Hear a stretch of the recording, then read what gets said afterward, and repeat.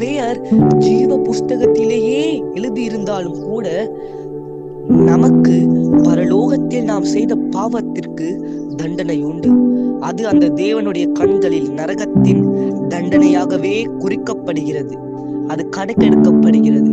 அருமையானவர்களே, இன்று துன்மார்க்கர் எவ்வளவு தூரம் உங்களை அவமானப்படுத்தி உங்களுக்கு அக்கிரமங்கள் செய்கிறார்களோ அவ்வளவு தூரம் அவர் உங்களை ஆசீர்வதிப்பார்.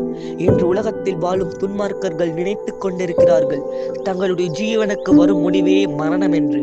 ஆனால் அது அப்படி அல்ல அருமையானவர்களே. அவர்களுக்கு நரகத்தில் ஒரு நித்திய மரணம் உண்டு. அதுவே அவர்களுக்கு கொடுக்கப்படும் தண்டனை.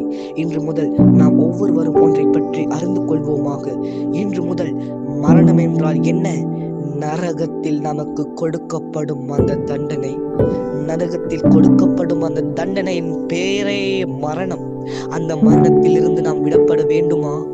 ஜெபிப்போம். இன்று முதல் அழியும் துன்மார்க்கர்களுக்காக ஜெபிப்போம்.